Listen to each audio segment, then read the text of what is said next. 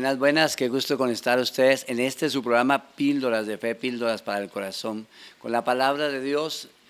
Estaba recordando yo ahora un mensaje, de ese mensaje que la iglesia aprueba, la Virgen en un momento da un mensaje a aquellos jóvenes allí en Fátima. Familia que ora unida permanece unida. Familia, centro y eje de la sociedad. Y hemos estado hablando de familia y de sexualidad en estos últimos programas. Y hoy tenemos también la dicha, contamos la compañía de Óscar Garzón, psicólogo especialista en Derecho de Familia, diplomado en Neuropsicopedagogía. Buenos días, tardes, Óscar, ¿cómo estamos? Don Julio, me encanta acompañar nuevamente y seguir con esta serie de programas. Óscar, entremos en materia, porque esto tiene tanto que hablar que a veces nos resulta corto el programa, ¿cierto? Ya habíamos hablado de una primera etapa con la doctora Alba Murillo, hablamos en una segunda secuencia con usted, hemos hablado de 2 etapas que nos has propuesto para esta charla, hablamos de la etapa del embarazo y los primeros 2 años, a la que hemos llamado la infancia, y luego hablamos de 3 a 10 años en esa segunda etapa que es la preadolescencia, esa época como tan de exploración, tan de conocer, ¿verdad? Y ahora venimos a una etapa que es muy importante, interesante que hablemos, y es la etapa de los 11 a los 17 años, la época de los cambios, la época de asumir responsabilidades, la época en que comenzamos a engrosar la voz de los varones, las mujeres comienzan a tener los cambios, esos que muchas niñas llegan a este momento y se vuelve crítico. Y muchos jóvenes no saben para dónde coger y no es el problema el brotecito, el acné o ya comenzar a sentir esos, llamémoslo relámpagos de amor, ese llamado, ¿no? De allá del que dicen Cupido, ¿no? Como lo llamen. ¿Qué podemos comenzar a hablar de esta etapa? ¿Qué importancia tiene esta etapa en la sexualidad ya, en el comenzar a desarrollar ciertas cosas, experimentar? ¿Qué podríamos decir, doctor, al respecto? Bueno, en esta etapa ya es un poco más, como más seria la cosa. Ya aquí los jovencitos y las jovencitas empiezan a tener autonomías total. Ya empiezan a haber criterios publicitarios, ya empiezan a haber conceptos de modas, ya empiezan a ver, hablar de, digamos, esa atracción afectiva y emocional, pero del compañero, de los pares. Ya empiezan a tener grupitos entre niñas, entre pares, y ya empiezan a sentir como esas atracciones al sexo opuesto. Entonces ya es cuando se debe, digamos, intervenir, dependiendo de la formación que hablábamos en el programa anterior, que si los padres han venido haciendo una formación un poco más, no represiva, porque es que represiva es malo, más como de compartir conocimientos y como a veces de empaparse con ellos, porque es que los cambios se van dando es con ellos, los cambios no se hacen desde una sola parte, sino de ambos lados. Entonces, los niños y las niñas ya en ese momento preadolescentes empiezan a tener como repudio hacia los padres, ya no les interesa mucho el concepto de los padres, ya les interesa más lo que la moda, lo de la televisión, los medios de comunicación y los amiguitos. Y entonces ya empiezan a nombrar líderes entre ellos y empiezan a seguir como esos alineamientos. Y eso es lo que empieza como a tener como complicación en ambos lados. Hay una cosa que yo siempre he visto, doctor, y lo digo porque en mi caso pues tengo 5 hijos y los, digamos, los 4 mayores están en esta época, clasifican en estas fechas. Doctor, ¿qué tan importante es hablar y qué tan importante es escuchar a los hijos? Es bueno, de pronto ya baja un poquito el hablar de los padres, debe bajar un poco y debe dejar empezar a escuchar a los jovencitos, porque es que ellos traen una cantidad de inquietudes. Nosotros seguimos conservando y aún nos da miedo hablar con ellos de sexualidad, cómo son las cosas hoy en día. No hablar con términos vulgares, sino hay términos muy bonitos de sentarlo, pero le tememos porque es que no nos defendemos del tema y tampoco nos preparamos para hablar con ellos. Entonces, ¿qué nos toca hacer? Pues que nos hablen y que nos digan qué sienten, pero sí es muy importante estar pendiente con quién se está relacionando, qué conceptos están adquiriendo, qué, digamos, como pensamientos empiezan a madurarse en el cerebro de ellos, porque es que cuando son niñas muy bonitas empiezan a llegar cosas de que puede ser modelo, que puede ser, empiezan las tendencias como a cosas, y sabe que todo ese mundo es como atraerlo, y es peligroso. Una cosa, doctor, generalmente los padres escuchamos pero inmediatamente condenamos. ¿Qué sucede ahí, doctor? Que yo no estoy preparado para tener un adolescente enamorado, una niña enamorada. ¿Qué hago ahí, doctor? Sí, claro. Lo que pasa es que debemos aprender a entender que ellos no son, sí son nuestros hijos y la obligación es educarlos y formarlos, pero ellos son ya personitas independientes y más en esa edad y más ahora que esos jovencitos ya y jovencitas tienen esos criterios como tan definidos porque ya saben quiénes son. Su identidad sexual ya está definida. Obviamente la que elijan hay que aceptarla, pero entonces ya definen qué son y qué quieren ser. Es lo que vemos hoy en día, el cambio de, digamos, de sexo, que ya le gustó una pareja del mismo sexo, que le gustó, bueno, eso es respetable. Todo hay que tener, pero hay que aprender a manejarlo desde un punto de vista para que ellos no vayan a caer en un abismo, sino que manejen una vida con criterio, con moral y digamos, con las bases que se les educó desde el comienzo. Y con esa base pues vamos a saber que tienen al menos una solidez para caminar por la vida y el sendero que les espera. Pero debemos tener unos criterios muy definidos, sí escucharlos. Una cosa, doctor, y creo que esto nos mandará a después de propaganda, pero si un niño joven, 14 años, viene y me dice que siente atracción por su compañero de clase, ¿qué tan válido es eso y qué tan real puede ser? No puede ser un equívoco de los sentimientos o, no sé, algún conflicto personal, emocional que tenga y no realmente una situación. ¿Cómo hago yo para ayudarle a ese hijo? Vamos entonces a un mensaje comercial y queda la pregunta en el aire y ya volvemos.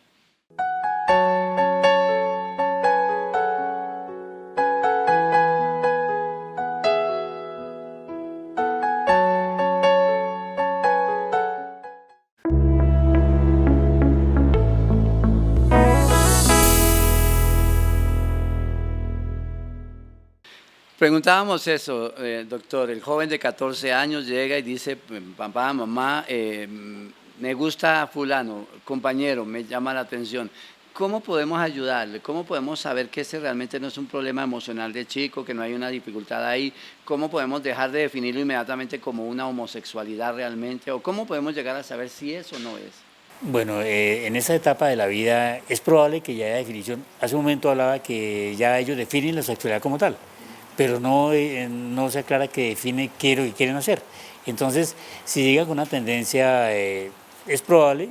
Lo importante que se debe hacer es muy básico recurrir a un profesional inmediatamente y no juzgarlo, porque puede ser gusto solamente de modas que están de moda. Ahorita hay una población entre los jovencitos que les encanta reunirse en grupos de hombres, en grupos de mujeres y hacer cosas como si fueran parejas, pero no llegan a una parte muy profunda, sino que son modas. Y entonces ellos creen que pertenecen a ese grupo y lo hacen como que se creen que pertenecen y de pronto deciden soltar frases de esa manera. Mas, sin embargo, es muy importante recurrir al profesional. ¿Qué define y qué determina que realmente un joven sea homosexual y una jovencita sea lesbiana? Realmente, ¿qué podríamos decir lo es realmente? En esa edad todavía no se puede definir como con tanta conciencia. Hay jóvenes que de pronto han querido manejar su vida homosexual y en la casa les aceptan. ¿Puede ser una etapa de experiencia sexual para ellos? Es probable que la definan, es probable que la asuman, pero también es probable que si es simplemente un capricho, se den cuenta que no tienen satisfacción absoluta y entonces es probable que recurran nuevamente a su identidad digamos, de género. Pero por eso le digo, es importante que recurra a un profesional, porque es el que le ayuda a definir qué es lo que está pasando. Los temores y complejos en un joven, una jovencita, puede hacerlos que erróneamente se dirijan hacia la tendencia o el deseo de tener relación con una pareja del mismo sexo, porque se sientan más facilitados, más cómodos a intimar, por decir algo. Es probable, pero lo que ocurre es que también puede presentarse otra posibilidad, que la parte económica. Hay niñas que son muy lindas y de pronto las llevan para, digamos, casas de modelaje, ruta que son fachadas y son puertas para dañarles la vida y prostituirla, por ejemplo. Y estando en ese mundo ya les toca asumir otros papeles y otros roles. Entonces es probable que asuma un lesbianismo o la homosexualidad como tal, y eso puede ocurrir con los jóvenes también. Entonces es muy importante que los padres estén atentos a las amistades, a los roles que quieren intentar los jovencitos y a mirar qué es lo que les está ocurriendo, pero no perseguirlos de una forma como que queremos destruirlos y enfurecidos, sino mirar qué está pasando y hablar con ellos, dialogar y preguntarles. ¿Qué tan veraz y qué tan real es que la violación, el abuso sexual o estos abusos no propiamente sexuales, sino los maneseos y las caricias por parte de adultos en un niño puedan deformar el desarrollo de su sexualidad, por así decirlo, y perdón que use la palabra deformar. Sí, claro, sí. Lo que pasa es que altera, no Altera. deforma. Entonces, simplemente altera el comportamiento normal de una madurez en la sexualidad. Digamos, hace un momento le comentaba que el caso de digamos, o en el programa anterior hablábamos de que un niño que tenga de 2 a 10 años, ellos están explorando muchas cosas, pero si un adulto interviene de una forma maleva a alterar esos comportamientos de madurez del niño, es probable que afecte totalmente el comportamiento del niño, porque el niño como que pega un salto hacia una madurez que no es madurez total, es simplemente algo como prematuro, que no debe llegar a ocurrir. Y eso es grave, claro. Doctor, en estos días hablábamos usted y yo de una noticia en el periódico con respecto a los jóvenes que fueron encontrados en cierto lugar en Bogotá, ¿verdad? Que son lugares donde los chicos van a consumir drogas, fiestas, etcétera. Esos ambientes, digamos hoy socioculturales del bar, de los bares para jovencitos, de los parques de donde se reúnen ellos a tomar, podrían de alguna manera u otra ser un hueco, por decir algo, donde los chicos caen en un mundo no válido para vivirlo, una situación no válida, pues porque en ellos hay adultos con problemas de tipo sexual, ¿me entiende, doctor? Pues esos pedrastras, jóvenes que inducen hacia la prostitución, hacia la pornografía. Eso realmente puede decirse que influye y es real y es veraz que es así. Claro, lo que pasa es que en esos espacios incluso están solicitando, enviando por correos, por las redes sociales, y se invitan a participar de esas fiestas que aparentemente no tienen fin. Tienen comienzo, pero no tienen fin. En esas fiestas están utilizando alucinógenos, una cantidad de pastas químicas y una cantidad de productos, pero cantidad de productos que los niños no saben qué es lo que hacen. Entonces, el resultado de eso es que permiten que los adultos hagan con ellos o con ellas lo que les parezca bien, porque ellos no son conscientes de lo que está pasando. Pero ¿qué ocurre? Al incurrir, digamos, en un espacio de esos con tanta maldad, claro, eso les afecta notablemente y les altera todo el mundo, claro, toda una vida. Usted es neuropsicólogo. En este caso, hay, podríamos decir, y no es para influir mucho en esto, pero como para veamos otros puntos, ¿hay algún químico o sustancia que pueda influir en la sexualidad del ser humano? Sí, claro, la mayoría la están utilizando para supuestamente alterar las sexualidades. En este caso, pues, digamos, para perdurar, para ampliar y para fortalecerla, pero esos son solamente momentos, es momentáneo y vuelve a un declive. Pero se adquiere como esa adicción. Entonces hay muchos, digamos, drogas en este momento, químicas sobre todo, que están generando adicción inmediatamente. Entonces esas niñas y niños quedan como poseídos por esas sensaciones que sienten al momento de consumirlos y los lleva nuevamente a reincidir y a que sigan permitiendo el abuso hacia ellos. Y ellos, pues obviamente eso que conlleva cada vez más, hasta que llega el momento en que ellos pierden la conciencia de esos actos y ya permiten que la vida se les vuelva como un vacío y ya se alejan del entorno social, familiar al que pertenecen y ya ven que, como obviamente los rechaza su grupo familiar, entonces ya ven que allá encuentran afecto, pero es un afecto simplemente malevo, ese sí ya pues malevo porque solamente van a utilizarlas y a explotarlas o explotarlos, sí, claro. Doctor, ¿qué tan cierto es que se puede formar un homosexual, se puede desarrollar un homosexual desde ciertos parámetros externos? ¿Se puede influir en el comportamiento de un jovencito? No, no, el niño nace con las tendencias que viene desde el comienzo, o la niña. De pronto el entorno sí repercute y ayuda a que, digamos, defina con más rapidez el concepto. Pero en épocas antiguas, en la antigüedad, siempre han existido grupos homosexuales o mujeres lesbianas, pero eran, digamos, culturalmente aceptados, más no como hoy en día que es ya de otra forma diferente y se hace bajo, digamos, como productos químicos y se hacen bajo muchas cosas que no están como tan bien concebidas. Lo pregunto porque, pregunto yo, si un niño de 5, 7 años a 10 años está 4, 5, 6 años viviendo en un lugar, en un espacio donde hay homosexuales, lesbianas, ¿podrían influir ellos para que él tome una vida de esta índole o no? O lo que pasa, digamos, lo que permitiría que el niño tuviera tendencias más a la moda, a estar como bien, dependiendo como... Es que depende del entorno, mires. Pueden haber una pareja que sea del mismo sexo y maneja una vida normal, como papá y mamá. Pero si son, digamos, una pareja licenciosa, que lleva una vida desordenada, que lleva una vida que va a generar, digamos, como conflictos y cosas, sí no es apta para un niño. Pero dependiendo si lleva una vida muy organizada, es probable que y el entorno sea también heterosexual, pues no hay ningún problema. Lo que pasa es que sí la diferencia va a ser de la parte heterosexual, porque el bullying en un colegio pues se va a orientar mucho para esas cosas, aunque es prohibido y nuestra constitución ampara todas esas cosas, es peligroso. Hay ahora en el cine, en la cartelera, hace unos meses salió una película de la chica danesa. No sé si la ha visto, doctor. Es un muchacho que entra dentro de un ambiente homosexual y en algún momento le piden vestirse de mujer y comienza a explotar ahí él, unos comportamientos hasta que termina convirtiéndose en una mujer a través, es la primera transexual, algo así, de una época en cierto lugar, Venecia, Francia, no recuerdo exactamente. Es posible que esas cosas sucedan, doctor, pero pienso que ya él venía con esa tendencia, o ya venía con ese... Bueno, de hecho la película estuvo nominada, ese actor estuvo nominado al premio Oscar Sí. por el papel justamente de la mesa. Sí, claro, pero eso se llama, digamos, ya, es probable que ocurra, pero digamos el transformismo a veces siempre ha existido y no es exactamente que sea homosexual.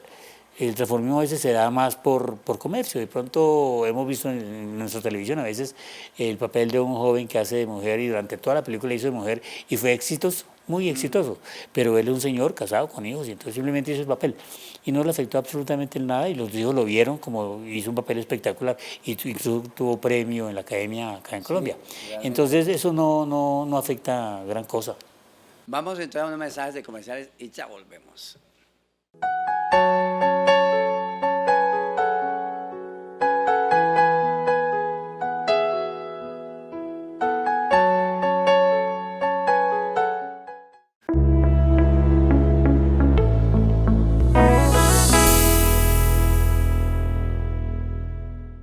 Doctor, consejos para ayudar a los padres que tienen jóvenes, adolescentes y con realidades como estas de la homosexualidad y el lesbianismo y con realidades de problemáticas que los chicos no saben qué hacer con su vida y sus comportamientos como heterosexuales también son muy pésimos. ¿Qué diríamos? Bueno, importante es que los padres, hablábamos hace un momento, que deben tener ese criterio para sentarse con calma y hablar con los hijos para recibir la noticia que sea, la que sea, porque es que deben tener muy claro que están con el hijo. Y es que el hijo, si somos buenos amigos, pues tenemos que ser, digamos, buenos entendedores con nuestros hijos y buenos formadores, porque es que lo que no es el hecho que seamos amigos de nuestros hijos, no, seamos buenos formadores con los hijos.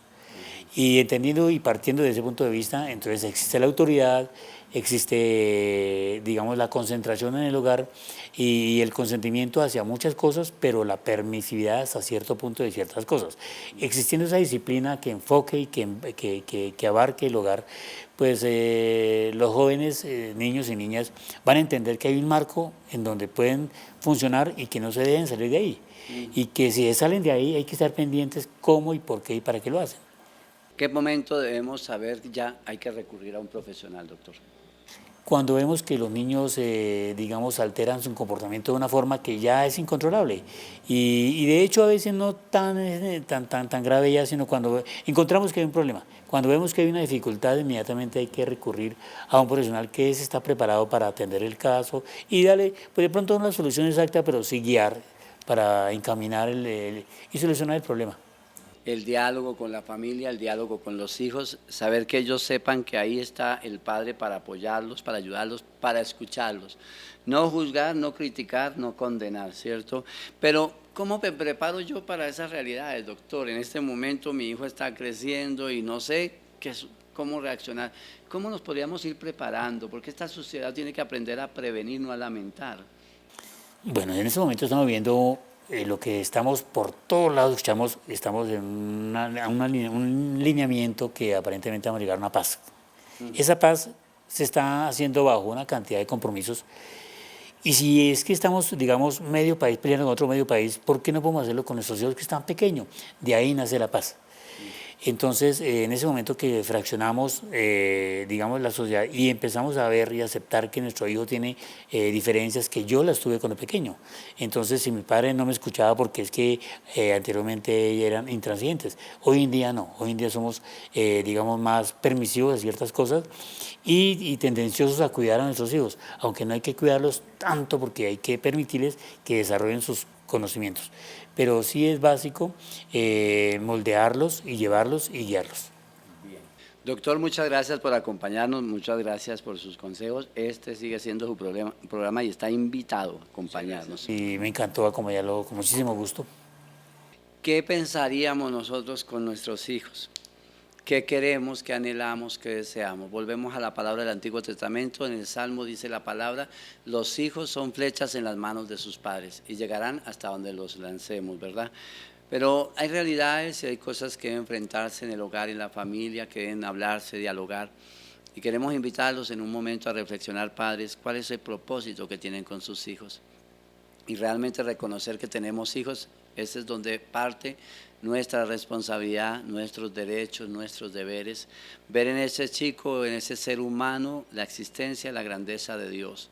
Saber que cada personita, cada ser humano, en etapas de desarrollo de vida, como dice el doctor, necesita una asesoría, un acompañamiento, necesita esa mano moldeadora. Primero la de Dios, segundo la de los padres, porque pienso que es una absoluta confianza de Dios darnos a cada uno de nosotros hijos, saber estar ahí en el momento que ellos necesitan, que los padres sean consejeros de sus hijos, no los vecinos, no los demás.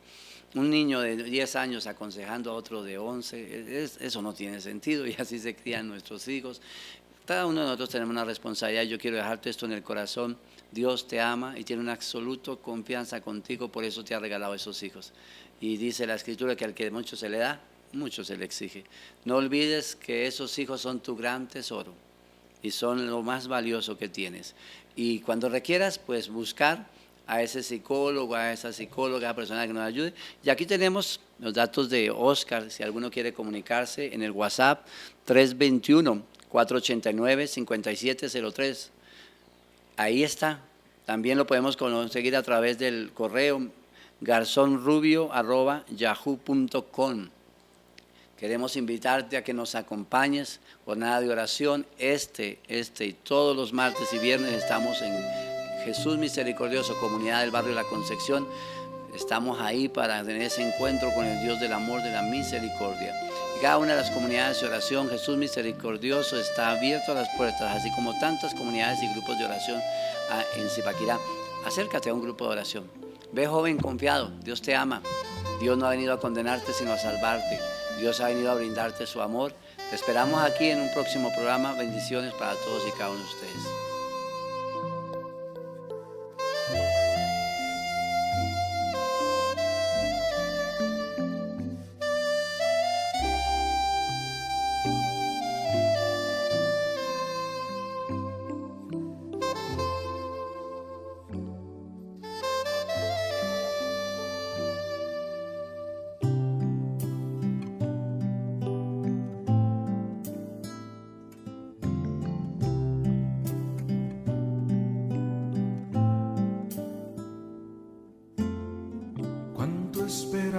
Este momento,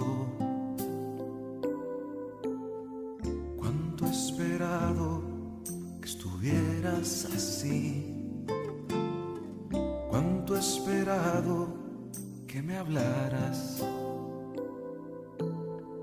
cuánto he esperado que vinieras a mí. Yo sé bien lo que has vivido, sé también por qué has llorado. Yo sé bien lo que has sufrido, pues de tu lado no me he ido. Pues nadie te ama como yo, pues nadie te ama como yo.